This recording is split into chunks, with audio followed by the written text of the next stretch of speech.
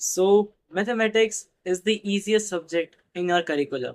ये बात मैं ऐसे ही हवा हवा में नहीं कह रहा, इस बात के पीछे बहुत सच्चाई है। मैथ्स के अंदर तुम्हें कुछ रटना नहीं होता है। हाँ, मैं मानता हूँ थोड़े बहुत फार्मूलाज रटने होते हैं, लेकिन अगर तुम्हें फार्मूलाज याद नहीं है तो तुम फार्मूला डिराइव भी कर सकते हो। तो मैथ्स के अंदर सबसे अच्छी चीज़ होती है कि मैथ्स बहुत स्कोरिंग सब्जेक्ट है। तो ये बात बताने वाला मैं कौन होता हूँ? मैथ्स मेरा एक फेवरेट सब्जेक्ट है। मैंने फिजिक्स केमिस्ट्री मैथ्स ऑप्ट किया है 11th क्लास के अंदर, and I am in 11th class right now. So मैं तुम्हें गाइड कर सकता हूँ कि तुम मैथ्स को किस तरह से अच्छे से पढ़ सकते हो। सबसे पहली चीज़ कि तुम्हें मैथ्स को आसान बनाना है, तो उसके लिए तुम्हें सबसे पहले ये चीज़ ध्यान रखनी पड़ेगी कि मैथ्स करने के लिए, मैथमेटिक्स के प्रॉब्लम्स को सॉल्व करने के लिए तुम्हें जो उसकी थ्योरी होती है वो समझना सबसे ज़्यादा इंपॉर्टेंट है। अगर तुम्हें थ्योरी समझ नहीं आई है तो तुम क्वेश्चंस को नहीं बना पाओगे, चाहे तुम कितनी ही प्रैक्टिस कर लो। So your first focus should be on preparing the theory. Theory समझने के लिए तुम सिंपली वाईटी वीडियोस पे जा सकते, आई मीन यूट्यूब वीडियोस पे जा सकते हो, या फिर तुम एनसीईआरटी की जो थ्योरी होती है ना बुक के अंदर, रीड कर सकते हो उसे। अब मेन बात आती है कि एनसीईआरटी की थ्योरी कौन रीड करता है? मैथ्स में बुक से कौन पढ़ता है? Here is the catch.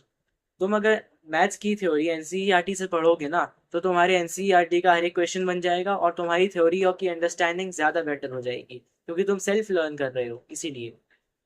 बाकी सेकेंड ऑप्शन तुम्हारे पास है कि तुम यूट्यूब वीडियोस देख लो और वहाँ से थ्योरी समझ लो।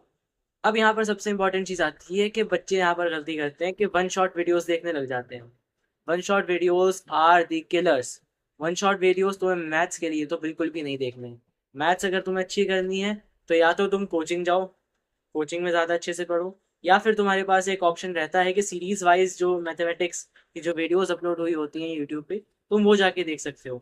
उसकी वजह से क्या होता है, तुम एक एक टॉपिक को अच्छे तरीके से प्रैक्टिस कर पाते हो। अनलाइक कि तुम एक पूरा चैप्टर एक बारी में देख के खत्म कर लो और तुम्हें उससे कुछ समझ नहीं आए। वो तो जो तुम्हें थ्योरी देखनी है वो तुम्हें वन शॉट नहीं देखनी है, लेक्चर वाइज देखनी है। अलग अलग टॉपिक्स होने चाहिए उसके अंदर। फिर सेकंड चीज आती है जो कि हर इंसान तुमसे कहेगा, जो कि है प्रैक्टिस करना। And that is true, the more you practice mathematics the better you become in that subject. अगर तुम्हें मैथ्स अच्छी करनी है तो सबसे अच्छा तरीका रहता है प्रैक्टिस ज़्यादा करना। अब प्रैक्टिस किस तरह से करनी है ये भी मैं तुम्हें बताने वाला हूँ।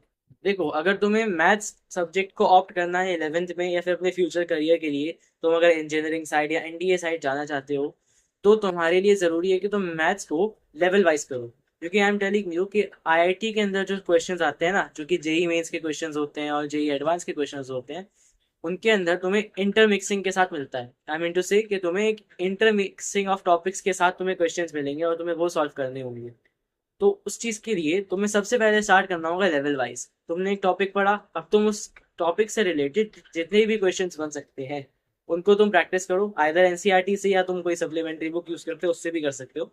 तो अगर तुम्हें कोई टॉपिक समझ में आ चुका है तो लेवल वाइज का मतलब ये है, पहले तुम करो लो लेवल के, फिर अपर, फिर स्लाइटली अपर, उसके बाद एडवांस लेवल के भी कर सकते हो। तो जो तुम्हारे पास जो 4 नंबर का एक क्वेश्चन आएगा ना जेई के अंदर, उसके अंदर तुम देखोगे कि एक क्वेश्चन के अंदर तुम्हें 4 चैप्टर के टॉपिक्स को इस्तेमाल किया जा रहा है।